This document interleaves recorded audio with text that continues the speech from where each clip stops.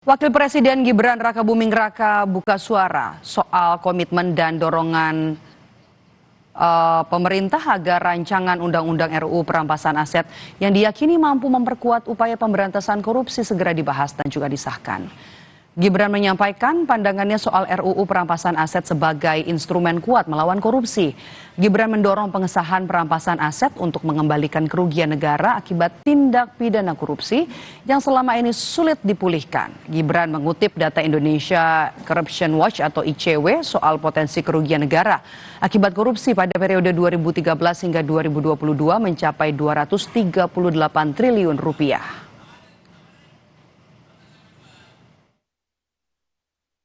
Indonesia sangat perlu memperkuat sistem hukumnya agar mampu mengembalikan aset negara, membuat jera para pelaku, serta melindungi masyarakat dari potensi kerugian akibat korupsi. Teman-teman, komitmen dari Bapak Presiden sebagai pucuk pimpinan negara sudah sangat jelas. Tapi kesungguhan Bapak Presiden untuk memerangi korupsi dengan instrumen hukum baru yang bisa membawa manfaat besar bagi bangsa.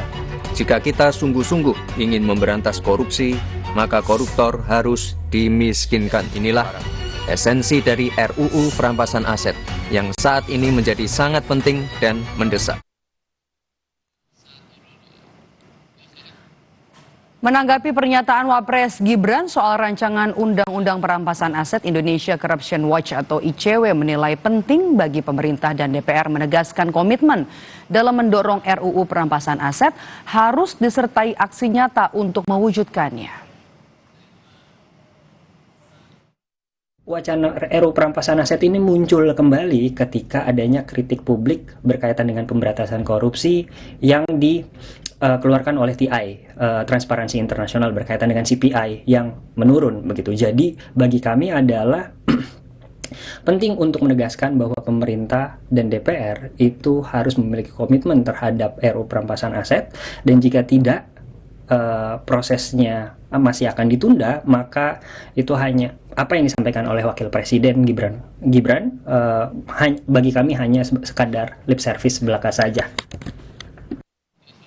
Kita akan bahas komitmen pemerintah memberantas korupsi melalui RUU Perampasan Aset yang disuarakan oleh Wakil Presiden Gibran Rakabuming bersama politisi Partai Solidaritas Indonesia atau PSI Valdo Maldini dan juga peneliti Pusat Kajian Anti Korupsi atau PUKAT UGM Zainur Rohman. Selamat petang, Bapak-bapak. Selamat petang, Mame. Selamat sore. Oke, saya mau ke Mas Valdo terlebih dahulu. Apa tujuan Wapres Gibran Rakabuming mengungkapkan pemikirannya di kanal digital untuk disampaikan kepada publik? Tapi jangan dijawab dulu, kami jeda sejenak, saudara. Kami akan bahas ini usai jeda di Kompas Petang sesaat lagi. Kembali bersama saya Maido Pelfrina di Kompas Petang, saudara. Kita bahas soal RUU Perampasan Aset yang disuarakan oleh Wakil Presiden Gibran Rakabuming bersama dengan politisi Partai Solidaritas Indonesia PSI Valdo Maldini dan juga peneliti PUKAT UGM Mas Zainur Rohman. Saya tadi sempat terpotong ya bersama dengan Mas Valdo. Mas Valdo, apa kemudian tujuan Wapres untuk mengungkapkan pemikirannya di kanal digital kepada publik? Ya, pertama kita harus lihat ini dalam konteks yang tepat ya, bahwa Mas Wapres nggak sedang bikin janji baru. Beliau itu sedang mengingatkan ini tentang kebutuhan instrumen hukum yang sangat penting untuk memperkuat pemberantasan korupsi, Mbak.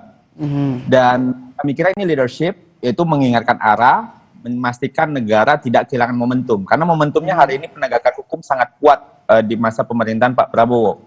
Yang kedua, fakta yang disampaikan oleh Mas Wapres sangat jelas, karena kerugiannya besar banget, itu korupsi, tapi yang kembali kecil banget. Artinya sistem hukum yang ada hari ini itu memang nggak cukup kuat tuh untuk memulihkan kerugian negara kita itu secara maksimal.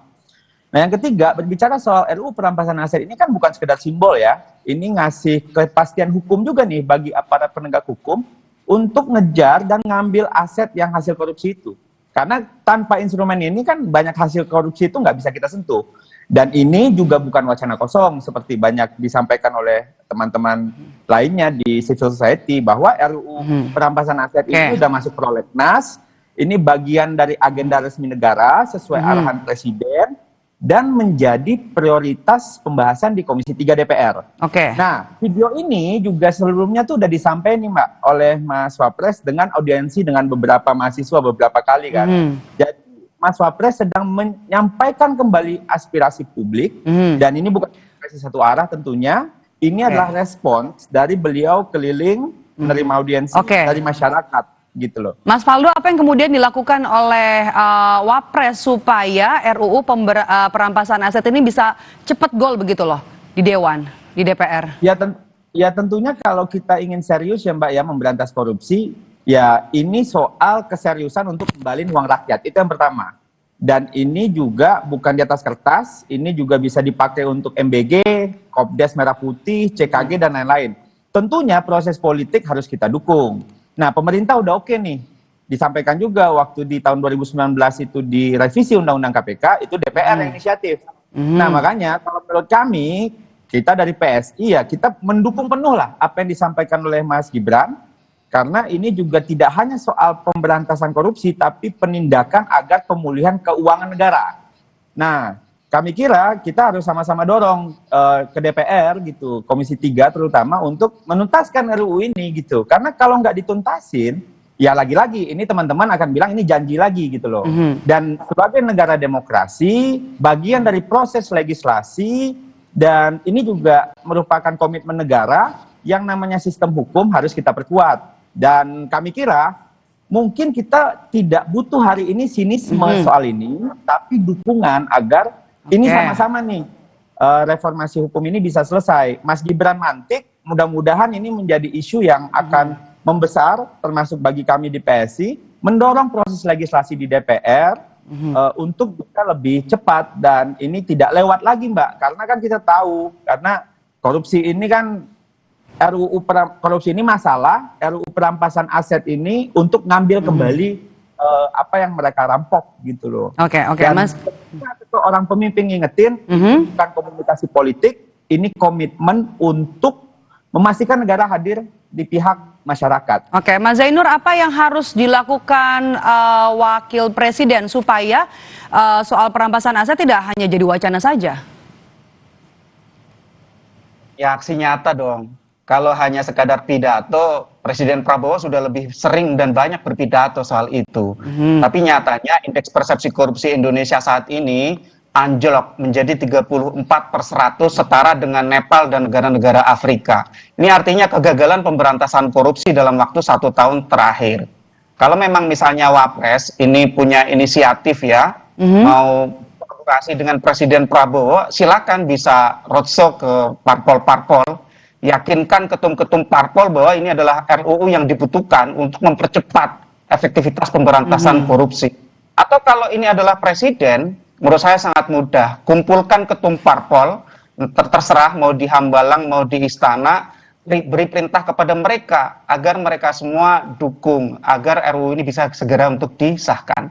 Tapi Mbak Maidof, saya mau kasih sedikit wawasan soal RUU perampasan aset. Ini ada kesalahpahaman di publik bahwa seakan-akan ini menjadi panacea, obat dari segala macam bentuk perbuatan korupsi di Indonesia dan kesusahan untuk aset recovery.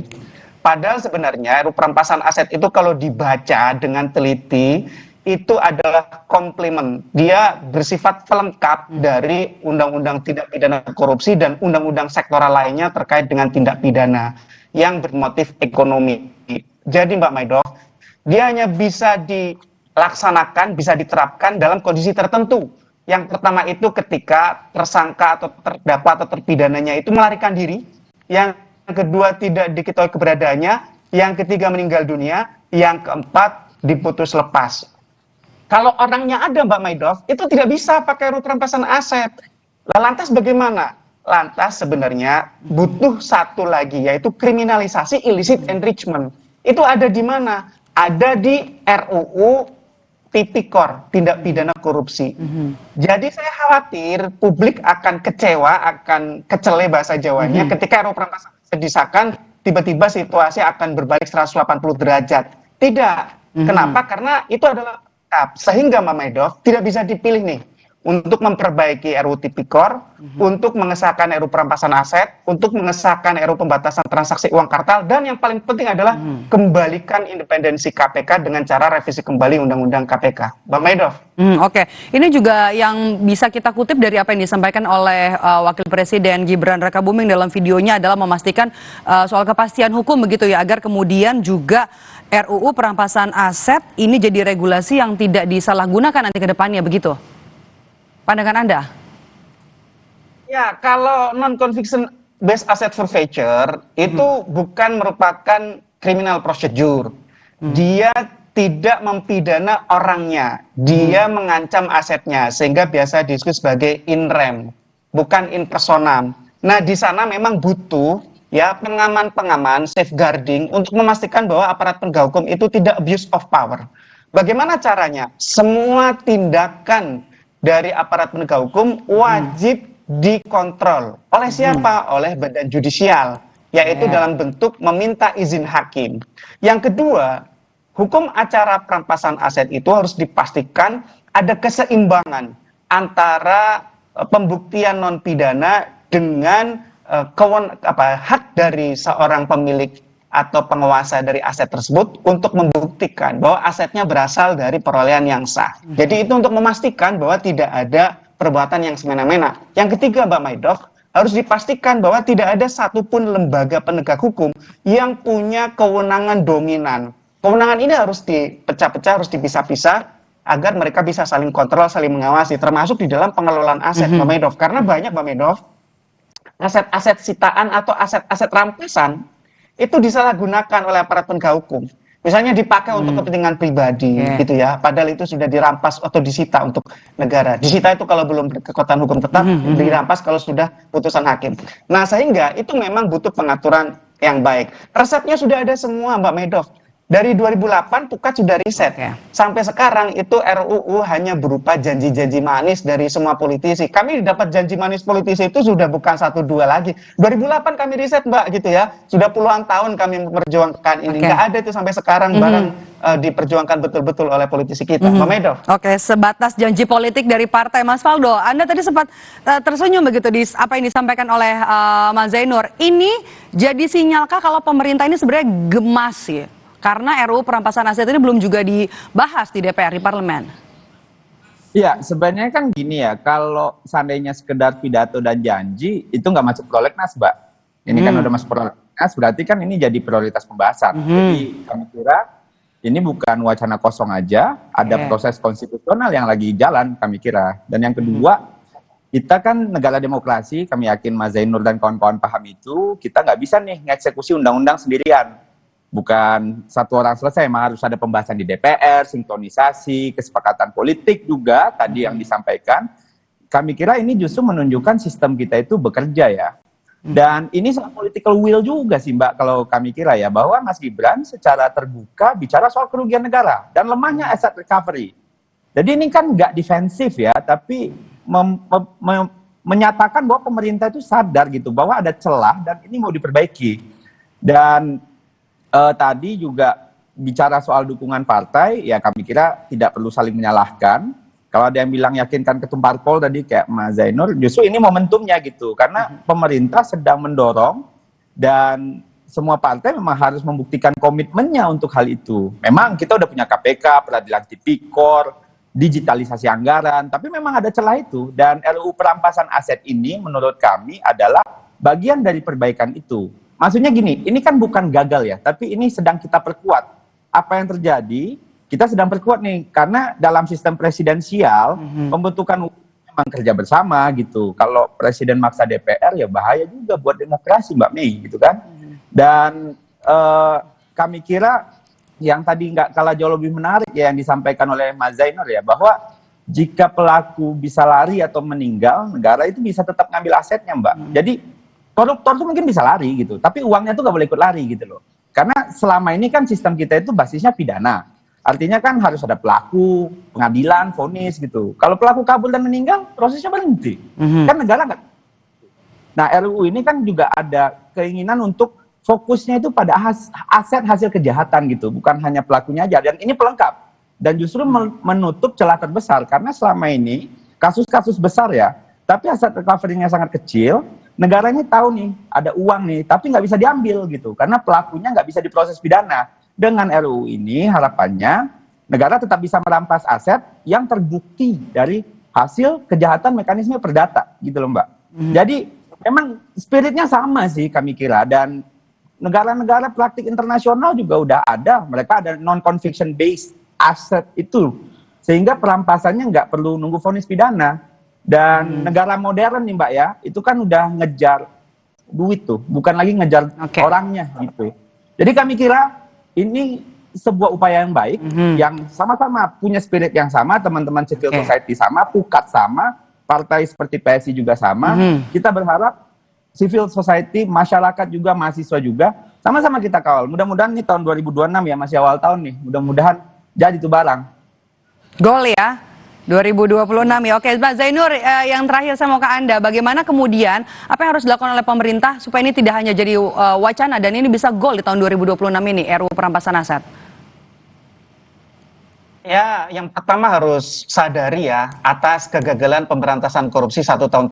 Harus diakui ini gagal, indeks persepsi korupsi kita itu turun dari 37 ke 34. Kalau tidak mau mengakui kegagalan, denial, selamanya kita tidak bisa memberantas korupsi dengan baik. Itu yang pertama.